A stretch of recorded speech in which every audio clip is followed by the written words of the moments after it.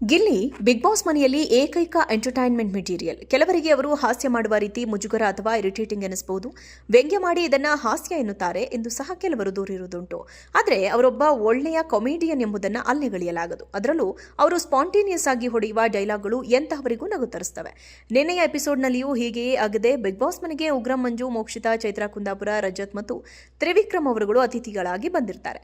ಮೊದಲ ದಿನವೇ ಗಿಲ್ಲಿ ಹಾಗೂ ಉಗ್ರಂ ಮಂಜು, ರಜತ್ ನಡುವೆ ಕಿರಿಕಾಯಿತು. ಗಿಲ್ಲಿಯ ಕಾಲೆಳೆಯುವ ಕಾಮಿಡಿ ಇಬ್ಬರಿಗೂ ಇಷ್ಟವಾಗಲಿಲ್ಲ. ಗಿಲ್ಲಿಗೆ ಇಬ್ಬರು ಎಚ್ಚರಿಕೆ ಕೊಟ್ಟರು. ಮನೆ ಮಂದಿಯೂ ಸಹ ಹೇಳಿಕೊಂಡಿದ್ದರಿಂದ ಗಿಲ್ಲಿ ತುಸು ಮೌನಕ್ಕೆ ಜಾರಿದ್ರು. ತಮ್ಮ ಎಂದಿನ ಹಾಸ್ಯಮಯ ಪ್ರವೃತ್ತಿ ಬಿಟ್ಟು ತುಸು ಗಂಭೀರವಾಗಿದ್ರು. ಆದರೆ ನಿನ್ನೆಯ ಎಪಿಸೋಡ್ನಲ್ಲಿ ಬಿಗ್ ಬಾಸ್ ಆದೇಶದಂತೆ ಅತಿಥಿಗಳನ್ನು ರಂಜಿಸಬೇಕಿತ್ತು. ಮನೆಯ ಮಹಿಳೆಯರು ಫ್ಯಾಷನ್ ಶೋ ಮಾಡಿದ್ರು. ರಘು ಮತ್ತು ರಕ್ಷಿತಾ ಭಾವುಕ ನಾಟಕವೊಂದನ್ನ ಮಾಡಿ ಎಲ್ಲರನ್ನ ಭಾವುಕಗೊಳಿಸಿದ್ರು. ಅಭಿ ಮತ್ತು ಸ್ಪಂದನ ಧಾರಾವಾಹಿ ಸೀನ್ ಒಂದನ್ನ ರೀಕ್ರಿಯೇಟ್ ಮಾಡಿದ್ರು. ಅಶ್ವಿನಿ, ಜಾನ್ವಿ ಮತ್ತು ಸ್ಪಂದನ ತಮಾಷೆಯ ಸ್ಕಿಟ್ ಒಂದನ್ನ ಮಾಡಿ ನಗಿಸಿದ್ರು.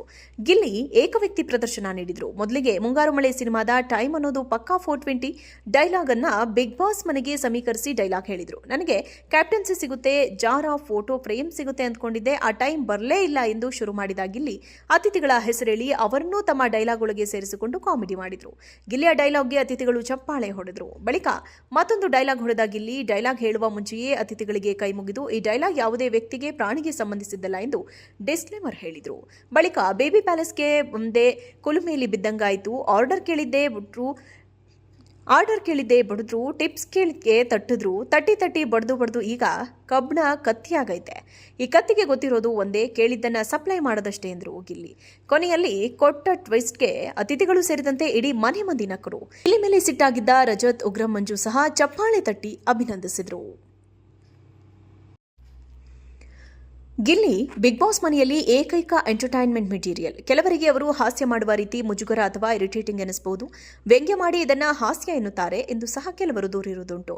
ಆದರೆ ಅವರೊಬ್ಬ ಒಳ್ಳೆಯ ಕಾಮಿಡಿಯನ್ ಎಂಬುದನ್ನು ಅಲ್ಲೆಗಳಿಯಲಾಗದು. ಅದರಲ್ಲೂ ಅವರು ಸ್ಪಾಂಟೇನಿಯಸ್ ಆಗಿ ಹೊಡೆಯುವ ಡೈಲಾಗ್ಗಳು ಎಂತಹವರಿಗೂ ನಗು ತರಿಸುತ್ತವೆ.